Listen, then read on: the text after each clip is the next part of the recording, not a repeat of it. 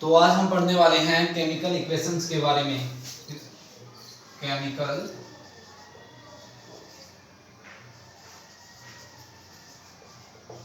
Equations के बारे में स्टडी करने वाले हैं। ये केमिकल इक्वेशन होती क्या है और कैसे इनको बैलेंस किया जाता है। तो इससे पहले मैंने बताया था केमिकल रिएक्शन के बारे में। तो देखिए केमिकल रिएक्शन होती क्या है, एक बार रिपीट कर देता हूँ। Chemical reaction is a process in which one or more substances are converted into another type of substances।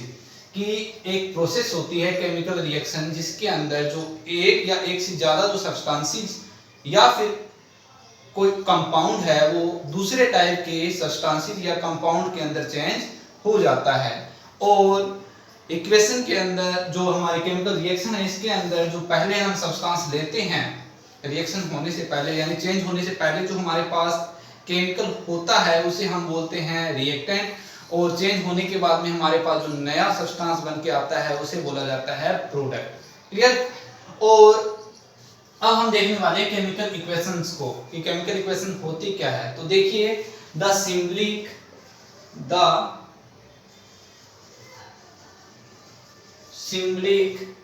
Representation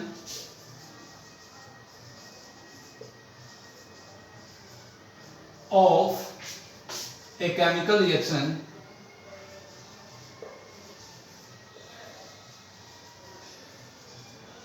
is called chemical equation। chemical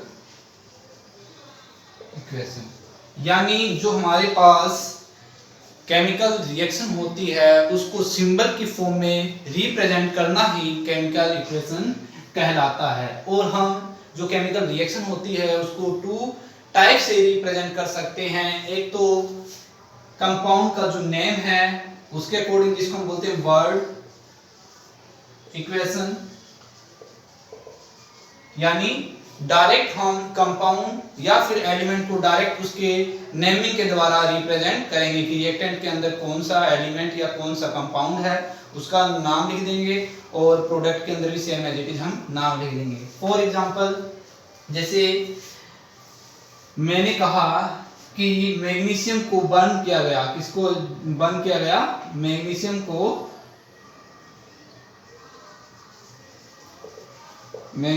burn किया गया, burn in the presence of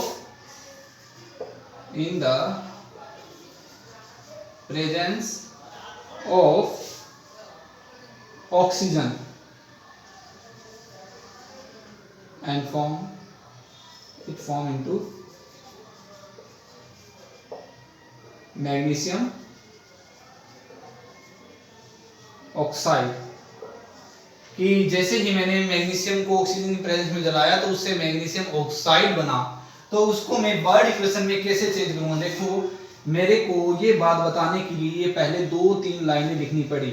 इसको मैं थोड़ा simple तरीके से represent कर सकता हूं with the help of word equation. कैसे, डायरेक्ट मैं क्या करूंगा, जो रिएक्शन हुई है उसके अंदर जो इंक्लूड हमारे पास एलिमेंट या फिर जो कंपाउंड है उसको मैं लिख दूंगा रिएक्टेंट और प्रोडक्ट के अंदर।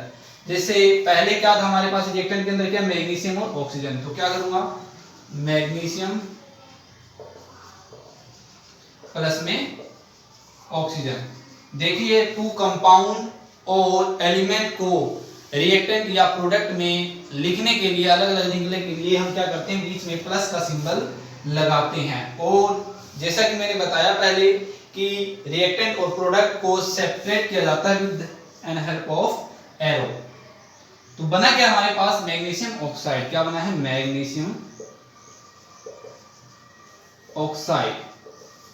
इसे ही बोला जाता है वर्ड इक्वेशन, यानी रिएक्शन के अंदर प्रेजेंट कंपाउंड और जो एलिमेंट है उनको वर्ड की फॉर्म में रिप्रेजेंट करके ही लिखना क्या कहलाता है, वर्ड इक्वेशन कहलाता है। इक्वेशन का मतलब उसके अंदर प्लस का सिंबल होगा। क्लियर, प्लस और एरो प्रेजेंट होगा इक्वेशन। क्लियर, ये है वर्ड इक्वेशन। दूसरा और एक तरीका है जिसके द्वारा हम केमिकल रिएक्शन को रिप्रेजेंट कर सकते हैं, वो क्या है, केमिकल इक्वेशन। क्या है, केमिकल इक्वेशन।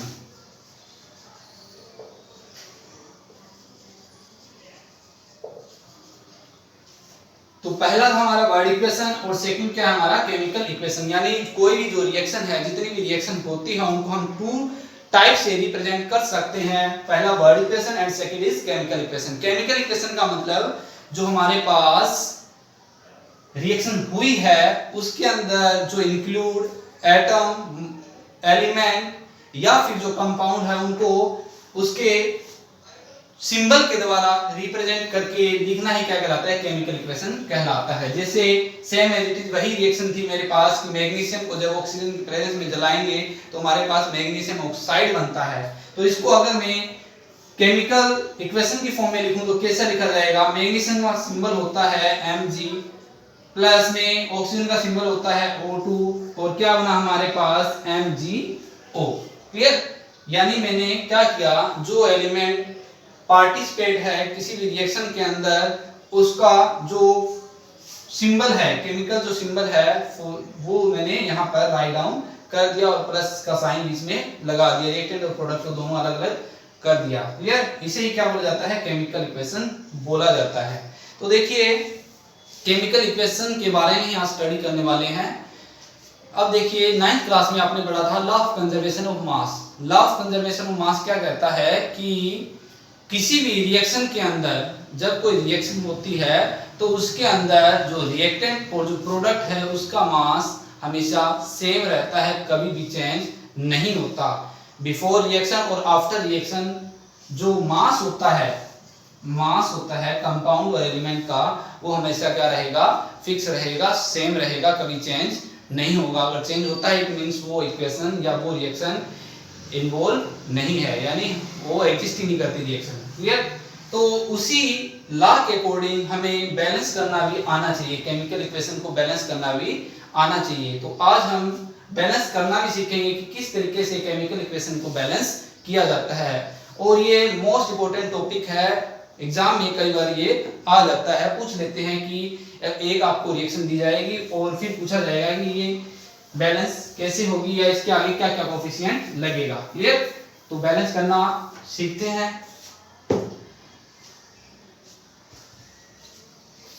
केमिकल इक्वेशन को बैलेंस करने के बहुत सारे तरीके हैं, लेकिन 10th क्लास में हम एक ही तरीका पढ़ेंगे, वो तरीका है हिट एंड ट्रायल मेथड। इसके अलावा और मेथड मैं बता देता हूँ कौन कौन से हैं, लेकिन वो मेथड अगर आप आगे इन फ्यूचर साइंस लोगे तो आप उनके बारे में डिस्कस करोगे। तो पहला जो मेथड रहेगा बैलेंस करने का वो रहेगा hit and trial method, hit and trial method. Second रहेगा आपका oxidation number method, oxidation number method.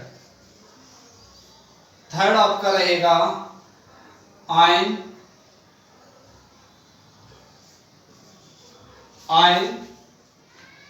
Electron method.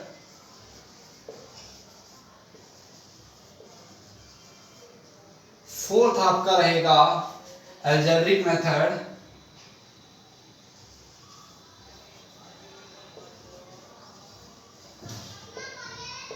Algebraic method and fifth आपका रहेगा पार्शियल इक्वेशन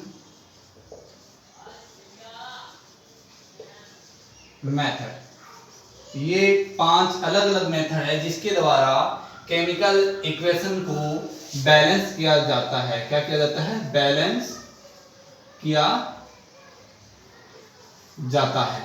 इन मेथड के द्वारा हम केमिकल इक्वेशन को बैलेंस कर सकते हैं। लेकिन आज के लेक्चर में हम जो फर्स्ट मेथड है यानी हिट एंड ट्रायल मेथड है इसी के बारे में डिस्कस करेंगे। बाकी जो आपके मेथड है वो आपके हायर क्लास में आएंगे या आप हायर क्लास के अंदर स्टडी करोगे। क्लियर?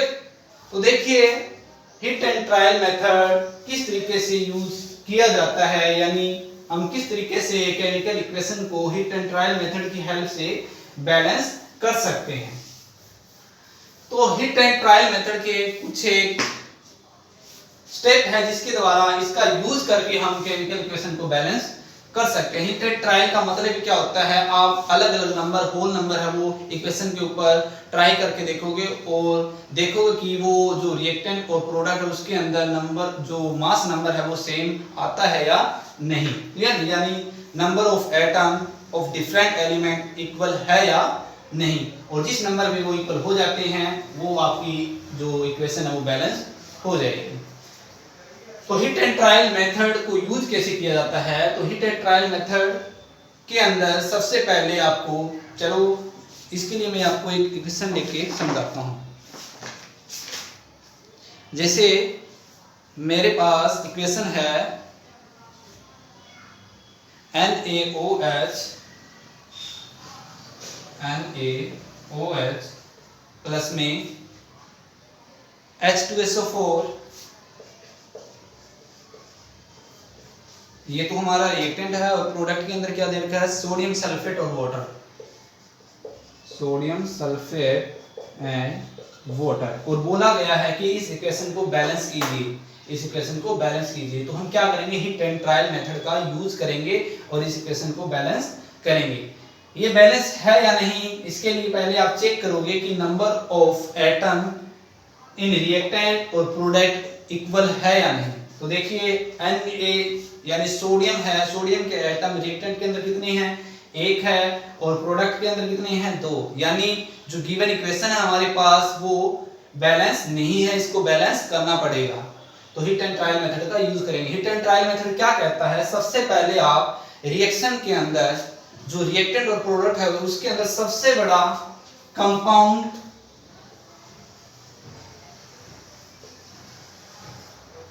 या फिर मॉलिक्यूल ढूंढोगे कि कौन सा सबसे बड़ा मॉलिक्यूल या कंपाउंड आपके इक्वेशन के अंदर प्रेजेंट है, यानी जिसके अंदर सबसे ज्यादा नंबर ऑफ एटम प्रेजेंट है। सबसे पहला काम होता है हमारा कि गिवन इक्वेशन के अंदर जिसके अंदर सबसे ज्यादा नंबर ऑफ एलिमेंट है उसको ढूंढना। तो देखिए इसके अंदर कितने एटम हैं, 1 2 3, इसके अंदर कितने हैं, 2 3, कितने हो गए, 3 3, 2 और 1 3, 3 और 4 7, इधर 7 है, ये कितने हैं, 2 और 1 3, 3 और 4 7, और इधर कितने हैं, 2 और 1 3। यानी जो रिएक्टेंट और प्रोडक्ट के अंदर दोनों तरफ जो हमारे पास प्रेजेंट कंपाउंड है उन दोनों के अंदर नंबर ऑफ एटम दोनों के अंदर क्या सेम। तो हम कोई भी एक कंपाउंड ले सकते हैं, या तो आप प्रोडक्ट से ले लो या फिर आप रिएक्टेंट से ले लो, लेकिन ये दोनों वाले नहीं लिए जाएंगे क्योंकि इनके अंदर जो नंबर ऑफ एटम है वो लेस है इन दोनों से। क्लियर, तो हम चूज कर रहे हैं रिएक्टेंट वाला जो H2SO4 सल्फ्यूरिक एसिड। अब इसके अंदर एक एक एलिमेंट के एटम को हम बैलेंस करेंगे, इक्वल करेंगे। इधर हाइड्रोजन कितने हैं, 2 और 1 3, कितने हैं, 2 और 1 3, इधर कितने हैं, 2, यानी इधर 3 है, इधर कितने हैं, 2। तो सबसे पहले हमें हाइड्रोजन को बैलेंस करना होगा। बैलेंस कैसे होगा, इधर मैं अगर 2 से मल्टी कर देता हूं, सोडियम हाइड्रोक्साइड से को 2 से मल्टी कर देता हूं, तो इधर कितने बन गए, हाइड्रोजन 2 और 2 4, इधर कितने हैं, 2, तो इधर भी मैं 2 से मल्टी कर दूंगा, तो हाइड्रोजन क्या हो गए, इक्वल हो गए। इसके बाद में क्या है, सल्फर। सल्फर इधर कितना है, 1, इधर भी 1। ऑक्सीजन कितने हैं, 4 और 1 5, और इधर कितने हैं, 4 और 1 5। क्लियर, इधर ऑक्सीजन है 6, 2 और 2 4। क्लियर, इधर ऑक्सीजन कितने हैं, 2 4 और 2 6, तो दोनों तरफ इक्वल हो गए और ये हमारी इक्वेशन है वो बैलेंस हो गई। इस तरीके से हम क्या करेंगे, केमिकल इक्वेशन को बैलेंस करेंगे। और एग्जांपल लेते हैं,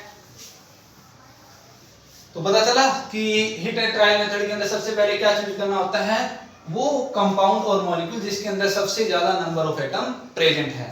कोई और एग्जांपल लेते हैं, जैसे हमारे पास एग्जांपल है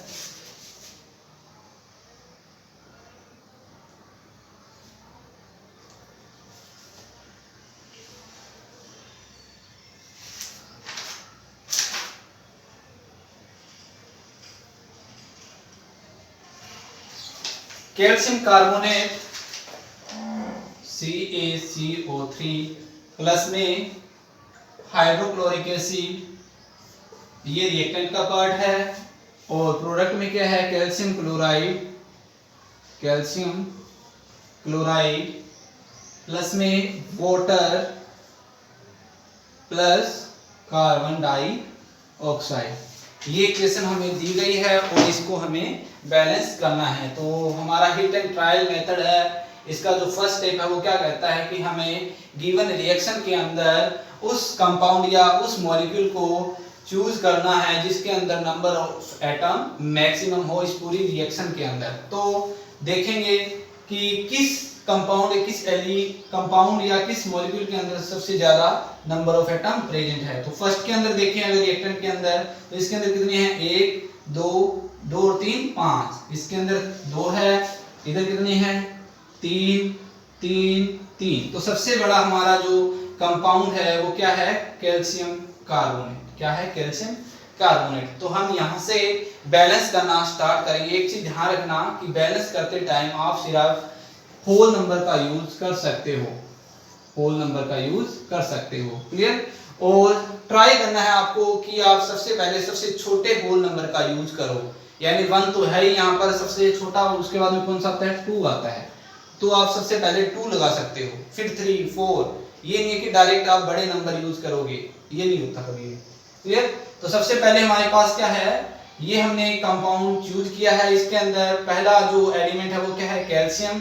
कैल्शियम रिएक्टेंट के अंदर कितने हैं, 1, इधर भी कितना है 1, यानी दोनों तरफ इक्वल है, इसको चेंज करने की जरूरत नहीं है। कार्बन इधर कितने हैं, 1 और इधर कितना है कार्बन 1, यानी कार्बन भी क्या है, इक्वल है। फिर ऑक्सीजन कितने हैं, 3 और इधर कितने हैं ऑक्सीजन, 1 और 2 3, ये भी इक्वल है। हाइड्रोजन कितने हैं, 1, इधर कितने हैं 2, यानी हाइड्रोजन हमारे पास अलग अलग आ गया। तो इधर 2 है प्रोडक्ट के अंदर, इधर 1 है, तो दोनों तरफ इक्वल करना पड़ेगा। तो इधर मैं क्या करता हूँ, 2 से मल्टी कर देता हूँ, यानी इसके आगे रिएक्टेंट के अंदर जो HCl है उसके आगे 2 से मल्टी कर दिया, क्या बन गया 2HCl। जैसे ही मैंने इधर 2 से मल्टी किया तो क्लोरीन कितने बन गए यहाँ पर 2, और इधर कितने क्लोरीन 2, यानी हमारी जो इक्वेशन है अब इक्वल हो गई, बैलेंस हो गई। इस तरीके से हमें इक्वेशन को, केमिकल इक्वेशन को बैलेंस करना होगा, क्लियर। अब देखिए किस तरीके से आपको एग्जाम के अंदर ये बैलेंस करना है। तो जब कभी भी आपके पास अगर डायरेक्ट इक्वेशन दे रखी है, केमिकल इक्वेशन दे रखी है, तो डायरेक्ट आप उसको बैलेंस कर सकते हो। लेकिन कई बार क्या होता है कि आपको इक्वेशन वर्ड फॉर्म में दी होती है। किस फॉर्म में दी होती है, वर्ड फॉर्म में, यानी वर्डिंग लिखी होगी, केमिकल का जो एलिमेंट है, एटम है, उसका नाम लिखा होगा। पहले आपको उसे केमिकल इक्वेशन में चेंज करना होगा और उसके बाद में आपको उसको बैलेंस करना होगा। तो जैसे हमारे पास एनसीईआरटी बुक के अंदर जो एक्सरसाइज क्वेश्चन है, इसके अंदर क्वेश्चन नंबर 7 के अंदर लिखा हुआ है, right the balance chemical equation for the following reaction. यानी हमें वर्ड फॉर्म में 4 रिएक्शन दे रखी है और इनको बैलेंस करना है। तो हम डायरेक्ट वर्ड फॉर्म इक्वेशन को बैलेंस नहीं कर सकते, क्योंकि उसके अंदर हमें एटम्स का पता नहीं चलता कि किसके अंदर कितने एटम प्रेजेंट है, यानी मास का पता नहीं चलता। तो हम क्या करेंगे, उसको पहले चेंज करेंगे, किसके अंदर, केमिकल इक्वेशन के अंदर चेंज करेंगे। तो लेते हैं एक एग्जांपल, जैसे दे रखा है 7th का डी पार्ट, क्या दे रखा है, बेरियम क्लोराइड। क्या दे रखा है, बेरियम क्लोराइड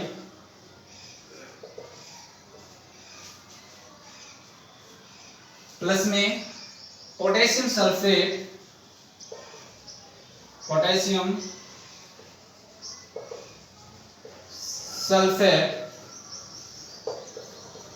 और क्या बना है हमारे पास, बेरियम सल्फेट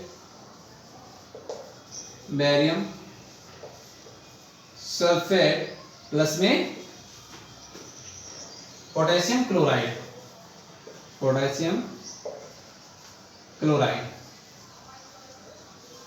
तो सबसे पहले आपको इस वर्ड इक्वेशन को चेंज करना होगा केमिकल इक्वेशन में, और इसके लिए आपको अपनी प्रीवियस क्लास की नॉलेज का होना बहुत ज़्यादा जरूरी है, क्योंकि 9th क्लास में ही आपने सीखा है कि कौन से एलिमेंट का क्या सिंबल होता है और कितनी उसकी वैलेंसी होती है, यानी फॉर्मूले बनाना आपने सीखा था 9th क्लास के अंदर। तो प्रीवियस नॉलेज यहाँ पर काम आएगी। तो बेरियम क्लोराइड को हम कैसे लिखते हैं, BaCl2, क्या होता है BaCl2 प्लस में potassium chloride, potassium sulphate, potassium यानी K2SO4, और बना क्या हमारे पास बेरियम सल्फेट BaSO4 प्लस में पोटेशियम क्लोराइड यानी KCl। ये फॉर्मूले बनाना आपने सीखा था 9th क्लास के अंदर, तो ये आपको आने चाहिए, तभी आप वर्ड इक्वेशन को केमिकल इक्वेशन में चेंज कर पाओगे और फिर उसको बैलेंस कर पाओगे। क्लियर? थोड़ा सा रिवाइज कर लेना 9th क्लास के अंदर जो चैप्टर नंबर 4 है उसको। तो करते हैं हम बैलेंस। सबसे पहले तो आप इसके अंदर, इस रिएक्शन के अंदर प्रेजेंट जो एलिमेंट प्रेजेंट है उनके सिंबल लिख लो अलग अलग। एक तो बेरियम है, एक क्लोरीन है, और एक पोटेशियम है, एक सल्फेट है, सल्फर है, और एक ऑक्सीजन है। ये 5 एलिमेंट इस इक्वेशन के अंदर इंक्लूड है। अब हमारा जो नेक्स्ट स्टेप होता है वो क्या होता है, सबसे बड़ा कंपाउंड यानी जिसके अंदर सबसे ज्यादा नंबर ऑफ एटम प्रेजेंट है उसको चूज करना। तो अगर हम फर्स्ट के अंदर रिएक्टेंट का जो फर्स्ट है उसके अंदर देखें तो कितना है, 1 और 2 3, इधर कितने हैं 2 और 1 3, 3 और 4 7, यानी इसके अंदर 7 है, इसके अंदर 1 और 1 2 2 और 4 6, इसके अंदर 6 है, इसके अंदर 3 है, और इसके अंदर भी क्या है 2 है। क्लियर? अब हमारे पास number of atom in different compound आ चुके हैं। जो फर्स्ट हमारे पास कंपाउंड है उसके अंदर 3 है, दूसरे के अंदर 7 है, फिर 6, फिर 2। तो हमें चूज करना है जिसके अंदर सबसे ज्यादा नंबर ऑफ एटम प्रेजेंट है। तो हमारे पास किसके पास सबसे ज्यादा नंबर ऑफ एटम है, पोटेशियम सल्फेट के पास, पोटेशियम सल्फेट के पास। तो हम यहां से बैलेंस करना स्टार्ट करेंगे और धीरे धीरे इस इक्वेशन को बैलेंस करेंगे। तो सबसे पहले हमारे पास क्या है, पोटेशियम। पोटेशियम अगर रिएक्टेंट में देखिए तो कितने हैं, 2 है, लेकिन प्रोडक्ट में देखिए तो कितने हैं, 1। तो बैलेंस कैसे करेंगे, प्रोडक्ट की तरफ हम पोटेशियम के आगे 2 से मल्टी कर देंगे। तो ये हमारे पास पोटेशियम इधर 2 हो गए, इधर भी 2 हो गए। इसके बाद में सल्फर कितना है, 1, और प्रोडक्ट के अंदर भी सल्फर कितना है, 1। क्लियर? ऑक्सीजन 4, इधर कितने हैं 4। फिर बेरियम, बेरियम इधर कितना है 1, इधर कितना है 1, इधर क्लोरीन कितना है 2, और इधर भी क्लोरीन कितना हो गया 2 हो गया। यानी हमारी जो इक्वेशन है वो बैलेंस हो चुकी है। तो कैसे किया हमने, सबसे पहले इसको केमिकल इक्वेशन में चेंज किया, देन हमने क्या किया, उस केमिकल इक्वेशन के अंदर सबसे ज्यादा जिसके अंदर नंबर ऑफ एटम प्रेजेंट है उस कंपाउंड या उस मॉलिक्यूल को चूज किया, और फिर हमने क्या किया, वहां से उस केमिकल इक्वेशन को बैलेंस करना स्टार्ट किया, और धीरे धीरे हमने केमिकल इक्वेशन को बैलेंस कर दिया। क्लियर? तो इस तरीके से हम केमिकल इक्वेशन उसको बैलेंस कर सकते हैं। तो आपको ट्राई करना है एक्सरसाइज क्वेश्चन आंसर के अंदर क्वेश्चन नंबर 6, 7 और पेज नंबर 6 के ऊपर आपके पास 3 क्वेश्चन और है, ये भी आपको ट्राई करके देखने हैं, बैलेंस करके देखने हैं। क्लियर? ये आपका होमवर्क रहेगा। अगर ना हो किसी से तो मुझे बताना, मैं बैलेंस करवा दूं। क्लियर? Thank you.